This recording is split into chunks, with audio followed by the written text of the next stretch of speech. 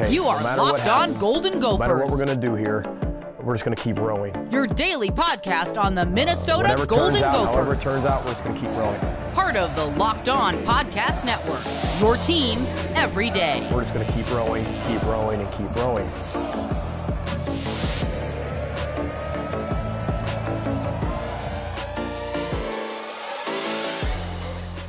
You're listening to Locked On Golden Gophers, part of the Locked On Podcast Network, your team every day. My name's Kane Rob, host of the podcast, former collegiate football video coordinator and recruiting assistant, here to talk Gophers with you each and every day of the week. And today we are joined by a friend of the show, Eric over at Junior All-Star. Eric is the need to know and so much more with women's basketball across the country. So excited to have him on the show today. Thank you so much for taking the time.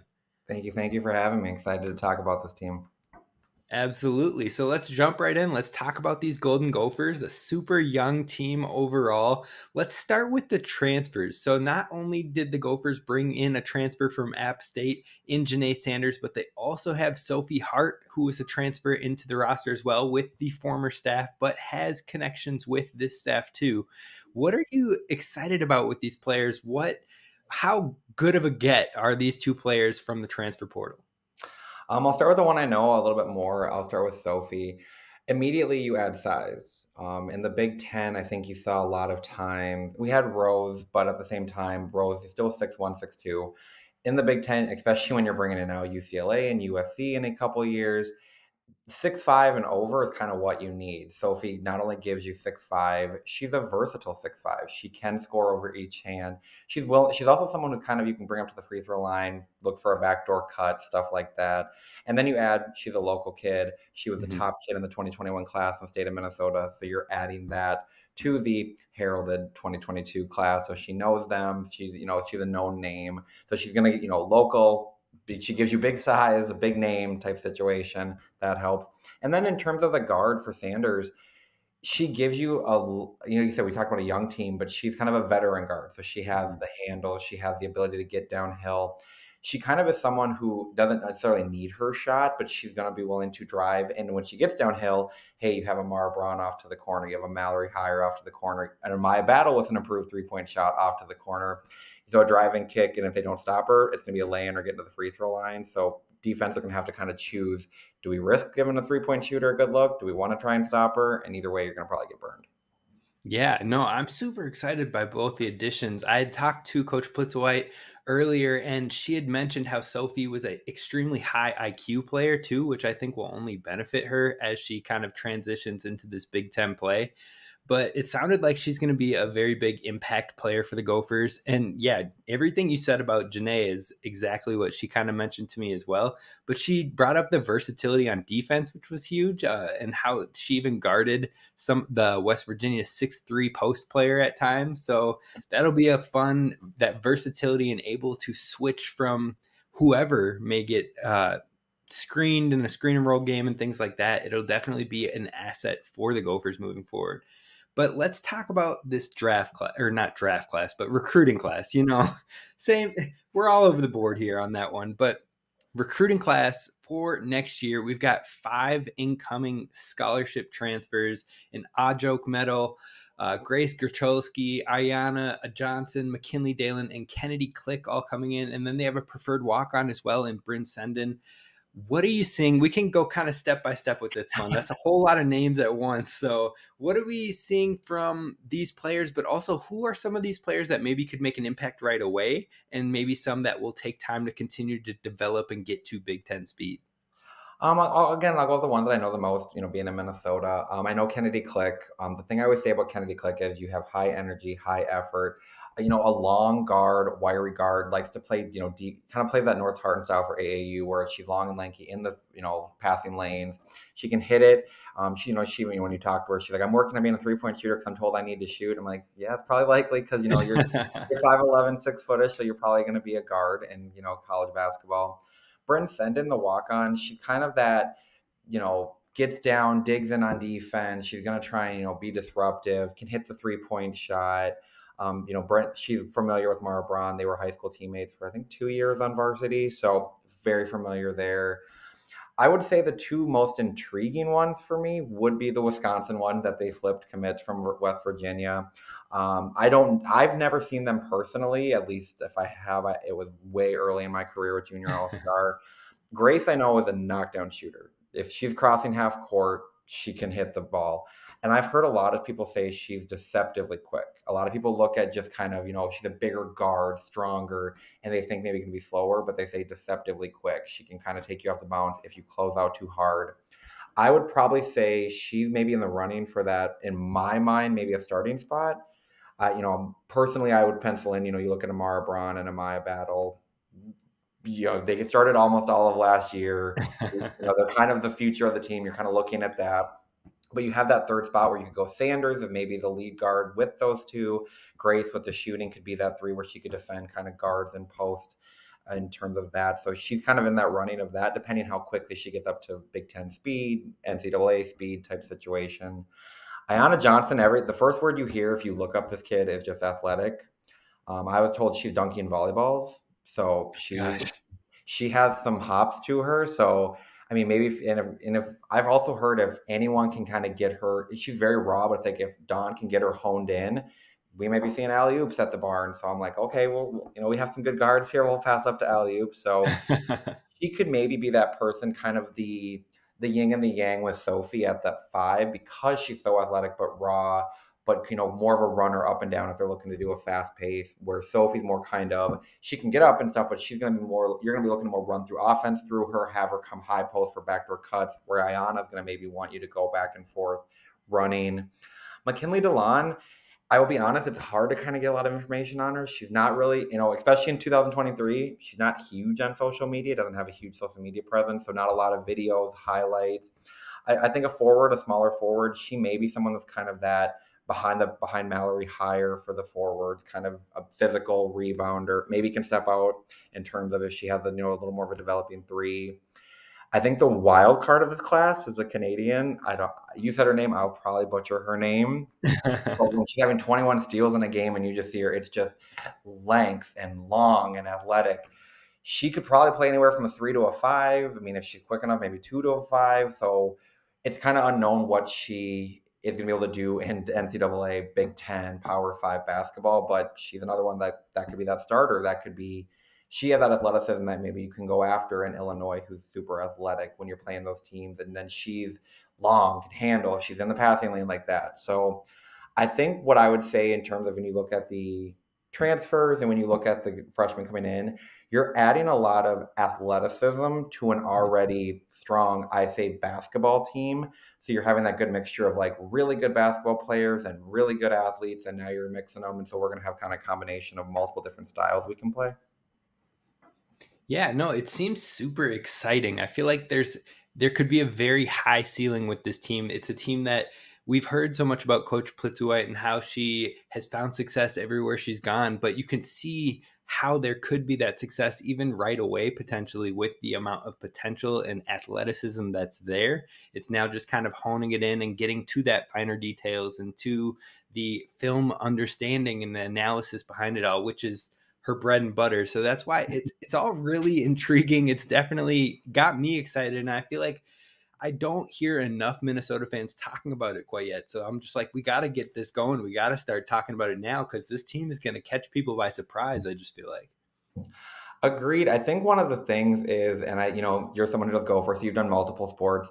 Minnesota fans are very pessimist. So I think we always assume the worst. We're going to assume something's going to go wrong or something. I mean, when Coach Whalen was, when the whole situation went down, instantly all 422s are transferring. None of them are staying. We're starting to lose compression. It's like, it was within hours of this, like, maybe let's calm down here. So I think a lot of people are kind of, and rightfully so, the program hasn't lived up to, I guess, high expectations that you would hope for the last couple of years. And so it's kind of one of those where you got to kind of win them back to the barn. But, the saying was back when Coach Whalen played herself, when Bantam played, if you win, they will come. That we've learned that with the Minnesota Lynx here in Minnesota. We've learned it with the Gophers. Win and they'll show up. I mean, this team is just dying for a winner. And I think with this team, especially when you have the 422s and you have Sophie and you have Maggie Sinano and you have Kennedy Click, and there's a lot of local flavor to this team. those AAU programs, those high school programs, they're wanting to be there. They're wanting to support them. So it's moving in the right direction for sure. Absolutely. Absolutely.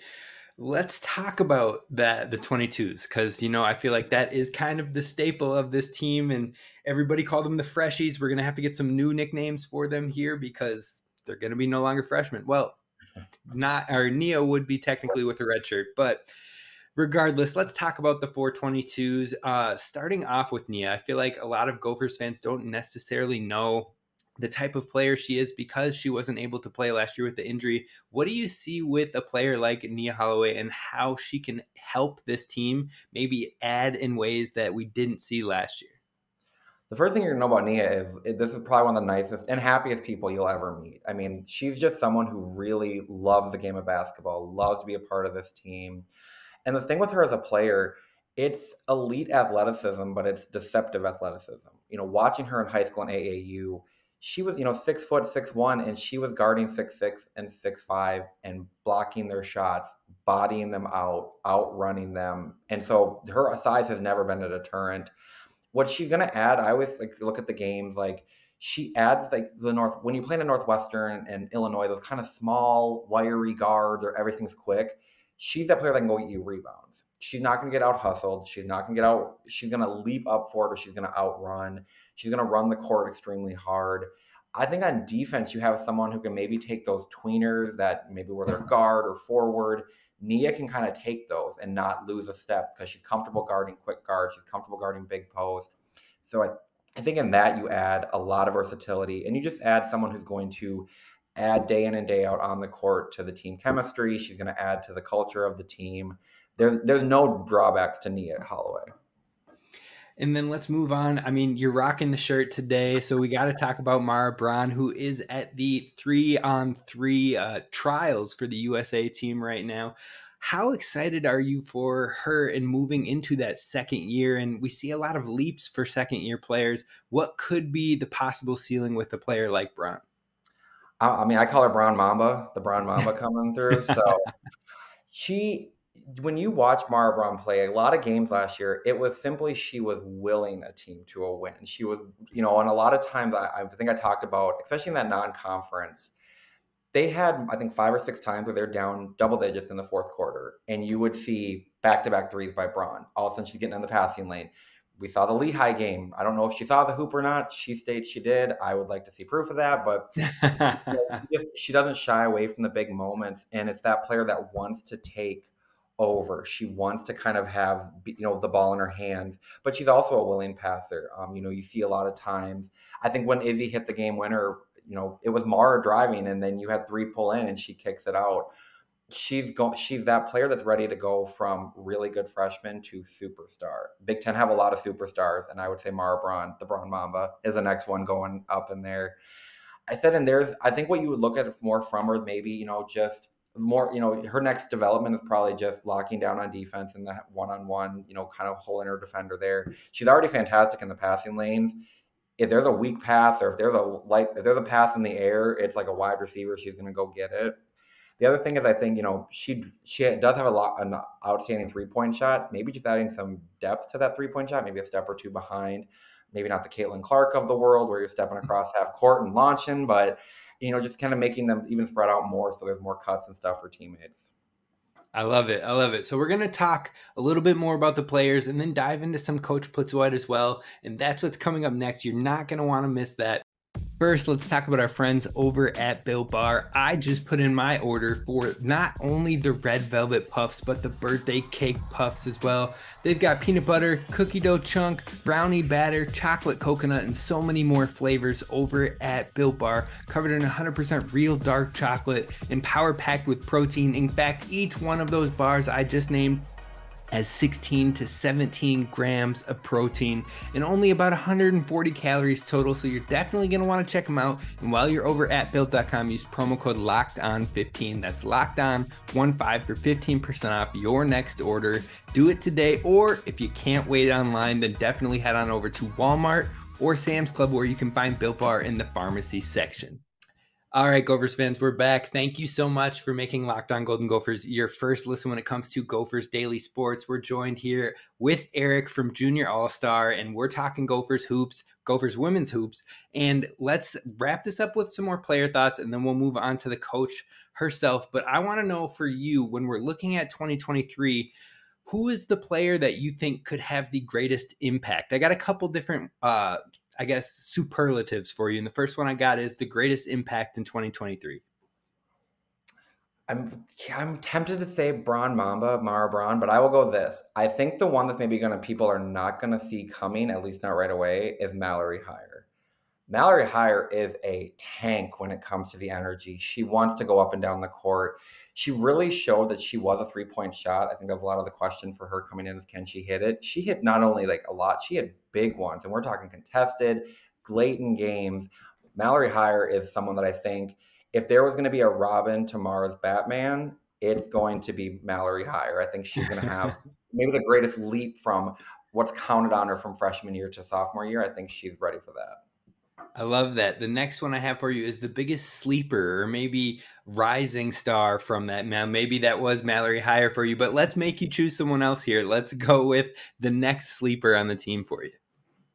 I'm going to go with Maggie Sonano. I think a lot of times, especially in Big Ten, you hear the name Sonano, first thought, Monica, a center and whatnot. Maggie held her own. I mean, I even talked to her and I said, you out-rebounded your sister when the Gophers played at Iowa last year. The center, the forward out-rebounded the center. So, and she just knows Maggie's never going to do anything that's going to get her out of control in a bad position. She's really shown a good hard 1-2 dribbles, pull up or get to the lane and kind of use her body. And she's long and lanky. I would say, for her, if she develops a consistent outside shot to where the defenders have to come out on her, it's just going to open her game even more. So I wouldn't be surprised if Maggie Sonano is one of the top 2 or 3 players for this team next year. All right. And then the last one that I want to give a little superlative for is a player to keep an eye on. Maybe they don't get a whole lot of minutes next year, but long-term, they're super intriguing to you. I'm going to go with the one I think has the highest basketball IQ on this team, and that is Amaya Battle.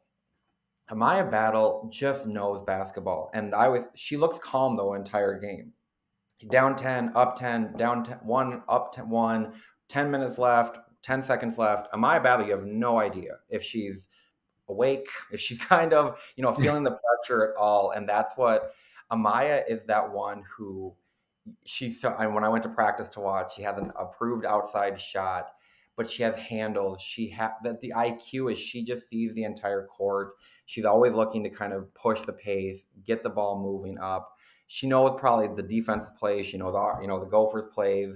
Amaya Battle, by the time they're seniors, we might be talking about as the best point guard in the Big Ten. I love that. I know Gophers fans will love that too. So that will be an exciting thing to keep an eye on. But let's shift towards the coaches a little bit. So Coach Plitzuweit, what are some things you've seen, you've heard about Coach Plitzuweit, and what has you excited for this coach who will be leading this group into the future? My thing with her, the first thought I had was, I don't know if she sleeps. I don't know if she, because I know it was a state tournament championship game on the Saturday in Minnesota State High School Championship. And that was the day she came in. She had a team dinner, I think, early in the evening. And it was the Hopkins St. Michael game. And it was 10:30 at night. I mean, she had flown in, had a team dinner. And I looked down at the sideline and there's Coach. She's there watching a game and it's her first day in Minnesota. And she's already on the recruiting trail. You hear from, and then we got out of that gym maybe at 11:30 at night. By the time everything was done, she was still there. So I walked out similar time, either before or after she did. And I was hearing from AAU coaches. She was on the phone at 6:30 the next day. I want to talk to this kid. I want to see this kid. I want to see that kid. She was wasting no time, and she knew the right kids in Minnesota. That's the thing about Minnesota high school basketball. Dawn has a playground of kids to go after. If you look at 24s, 25s, 26s, and beyond. Minnesota high school girls basketball, you can build a Big Ten contender. You can build that Final Four in the Midwest. You can build that team if you keep them home. That's always the issue with men's and women's basketball. Can you keep enough of them home? But, I mean, the fact that her first day in here, she met the team, had a team dinner, family dinner, goes to a state tournament game, not even 8 hours later, she's on the phone with AAU coaches. Hey, I want to see this kid. Hey, I want to talk to this kid. You go to a practice with her, it's detail oriented. But the thing I notice with her is everything's positive in terms of if you make a mistake, okay, why did we make that mistake? How do we fix that mistake? For an example, with Amaya Battle, they had a 14-minute scrimmage, and Amaya got the pass kicked to her and had a good look at a shot and passed it and drove in, and it was a turnover. And coach just said, why are we not shooting that shot? You're open. You've worked on it. Why not shoot it? Amaya went 7 for 10 from 3 the rest of the 14-minute scrimmage. And it was just that, like, a lot of people, you could have really tore her down and really brought her down, but it was the same way of holding her accountable, but at the same time, giving her the confidence to say, shoot it. We don't have to be scared to shoot with her. So I think they're going to be stronger on defense. They're going to be a little more detail oriented, I think, this year. And I think, when we talked about the non-conference, you had 6 or 7 games where it's losing by 3 to 6 points. You're in those maybe late turnovers. When you have this kind of locked in, when you have this attention to detail, that could win you 6 points. And then those 3-point losses are now 3-point wins. And I think that's just where you're going to see the difference is late game execution. They're not going to get out executed. You may lose games, but they're going to make the other team beat them more than them beating themselves. Right. Absolutely. And I feel like I've been encouraged by just the energy, the presence, the details are everything for me. I'm a nerd when it comes to that stuff. I'm like, if we can clean up the details here and there and they understand why, it just goes so much further. So everything you've touched on just has me stoked for what this year will look like. But when you talk about how Minnesota could be or is one of the most talented states when it comes to prep players at the women's basketball high school level, do you think having Coach Plitzuweit and maybe having a successful year this year can help maybe sway the minds of some of those up-and-coming players? And maybe is it too late to get in on some of the high talented players that we've heard of in these next couple classes, like an Olivia McGill, who I believe committed already, or Madden Greenway, who is way down there in the future? Do you think that those minds could change over the years with more success in Coach Plitzuweit here in town? I mean, personally, as someone who's on kind of the high school side with, junior all-star and stuff, I can say this. There's a lot of doors that were maybe close to closing or already closed that are now open in terms of that. They always say, the age-old saying goes, winning cures everything, winning helps. So you at least have the ears of, in 26, Madden Greenway and Tori Orline, 2 top 50 kids in the country. Mm-hmm. I would say coming up, the 24s, unfortunately, are kind of all, I always joke, they haven't signed anything yet, but they're all pretty well committed. You have a few of them that are still out there. 25, you have a pretty big name in Aaliyah Crump, but every team in the country knows about her. I don't know personally if they have enough time to change her mind. I'm sure they're going to give everything they have. So if there is someone that could do it, winning would help. If that having a successful season. The 22s are very good sellers too. The only problem is they're going to be going to sophomore year. They don't get a COVID year. Madden and the 26s are coming in as Amara, Mal, and Sophie all leave. So you're kind of looking for those replacements. But if you have it going in the right direction, when you look, that's when I say in the state of Minnesota, you look at Aaliyah Crump, a Madden Greenway, even younger, you have Maya Wilson, who's a 2027. These are those players that you talk about that move the needle. When you get those into your program, these are program level changing kids. I mean, and like I said, when we talk about Madden being pretty far down there, she's a 10th grader. And so right now she has a lot of the country on her after her. They just had Boo Williams a couple weeks ago. Dawn was right there watching her. So I think she's well aware of her. But that's my thing with Dawn is I think this new staff, their new style of going about it, the ability to kind of, the one thing you would say, and not to, disparage the other staff, but you have a very experienced staff, but you also have the 3 assistants or 2 assistants associate and Dawn. They all have done this. This isn't, they've done this for a couple of years at multiple different stops. It's like a machine. They know how to do this. They go about their recruiting style where it's not kind of a hit or miss. It's not kind of a guess in type situation. They know who to identify. They know how to go about it. They're going to put their best foot forward. But they're also well aware that winning helps. If we have a successful year here now and, you stay on, I said Madden Greenway, we talked about, she was one of them that coach wanted to talk to the next day, after the state tournament, after she won her 2nd state title. And as soon as I heard that, I'm like, she's going after the right kids. When anyone asked me in my job, who's the kid to go after? Madden Greenway. Madden Greenway, find a way to live in her driveway. Make sure she knows. Aaliyah Crump is up there as well. So I don't know if that door was closed with the previous staff, but it certainly is a lot more, I would say, open now with the ability to kind of turn around when, with the team you have, young team, continue the wanting to keep home. Yeah, no, that's super encouraging to hear overall. And let's kind of shift towards that then. What does this year look like? That's how we'll kind of close this one up here relatively soon. Let's take a quick word to talk about our friends over at FanDuel. Now, right now is the perfect time to get in on FanDuel.com because the NBA playoffs are going. And you know what? My Celtics are cutting me deep with how they are just fumbling the bag and dropping the ball in the Eastern Conference Finals. Absolutely getting dismantled by the Heat, and it's a little bit too late for me to take advantage of what was happening there. But you know what did work in my favor? The fact that we could do a no sweat first bet over at FanDuel. And what that means is when you make a bet and it does not win, your first bet, if it doesn't win, you can win up to a $1,000 back in bonus bets. So definitely head on over to FanDuel.com/lockedon to get a no sweat first bet of up to $1,000. That's FanDuel.com/lockedon and take a shot at the NBA Finals.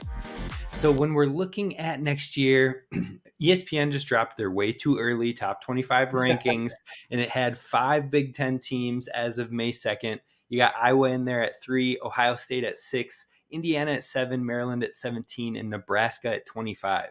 And then on top of that, you have 7 teams last year from the Big Ten that made the NCAA tournament. Do you think that Minnesota can get its name into that conversation? I know last year, those 2 11 seeds, one finished 22-10, the other finished 19-11. Nebraska, who just missed it last year, finished with an 18-15 season.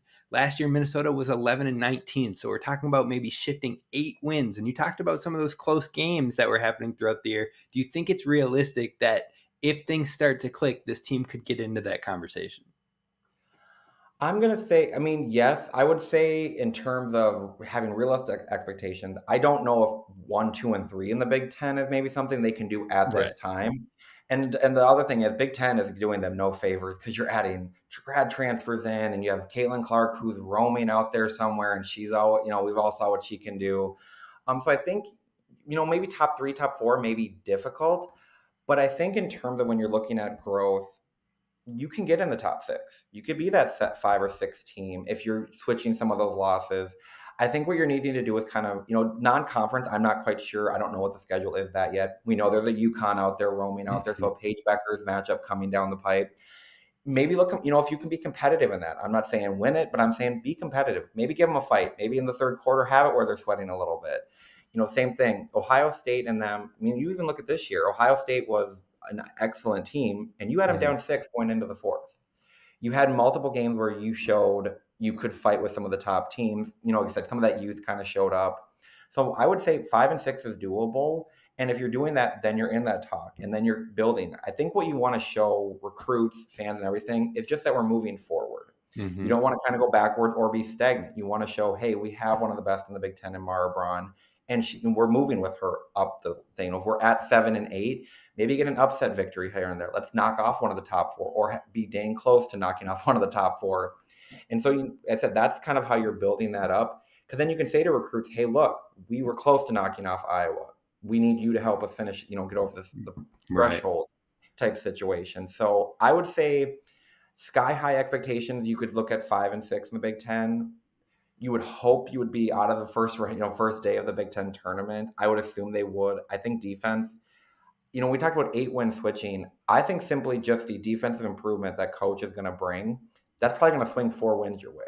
That's, you're probably going to swing what would have been 4 close losses to maybe 4 close wins. And then you look at the Big Ten, Illinois last year, I always looked at there's just some teams we weren't athletic enough to stick with. And when we've talked about, we've added athletes. We can match up a little bit better with Illinois. And then you look at, we have a 14 roster deep. We can kind of mix and match. Last year when we were running with a little bit shorter roster, you were kind of running with, we have to play how we play, and hopefully we have enough to beat them that day. Now you want to run, we'll run with you. You want to slow it down, let's slow it down with you. We have a little more ability to kind of match teams or make them feel us in terms of how we want to play. No, I love that. I think it's very realistic and it sets a good bar, but it's not something that you're like, well, we hyped it up too much now. Like, I think that's a really great realistic expectation that still brings a lot of promise and excitement to what's happening here with the Gophers. Now, we could go all day long. I know we could. And so what we're going to do is we're going to wrap this one up with one final question, and then we'll be sure to have you back on the show for sure, because we've got a lot more women's basketball to talk before it actually hits the season. But the final question I have for you is your thoughts on the Big Ten Conference as a whole.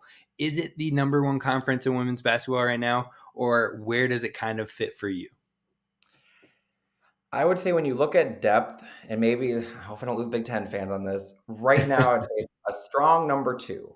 SEC is so hard to go against when you have the LSUs, Ole Miss, Tennessee, South Carolinas. It's hard to get past that.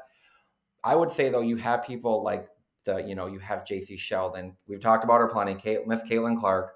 Caitlin Clark's going to get eyes on the Big Ten wherever she plays. Indiana is a good team. They're kind of building up that team. Purdue is going to be better. I also want to give a shout out to Shauna Green at Illinois. As someone who has watched the Big Ten since 2004, she did what I thought was the impossible and made Illinois relevant, strong, good. They looked like it was a program dead on arrival, and she had them rolling. So shout out to Shauna Green. The Big Ten is it's the strongest it's ever been. And adding, I said a couple of years, we bring UCLA and USC down the pipe, and they have Juju Watkins at USC. You have Lauren Betts now at UCLA. It's not going to ever get any easier. So basically your thing, if you're the Gophers, is you got to kind of rise up to that level, meet them up there, be in that discussion. Like we said, the SEC, it's a dogfight where I'll maybe say the Big Ten basketball is a lot offensive, more flowing. They kind of have higher scoring games and stuff, and not kind of knockdown, drag out fights in terms of a bunch of free throws. But Big Ten is the best it's going to be. But at the end of the day, especially next year, it kind of starts and ends with Caitlin Clark. And after that, it's kind of everyone else is fighting for second. I love it. Well, thank you so much, Eric, for joining us today. We'll definitely be sure to have you back. For anyone who hasn't ever taken a look at Eric's work, you definitely need to check him out over at Eric Junior All-Star over on Twitter, and go to Junior All-Star to check out all of his work over there. Thank you again for joining the show. We'll be sure to have you back. That's going to do it for us on today's episode. I will see you tomorrow.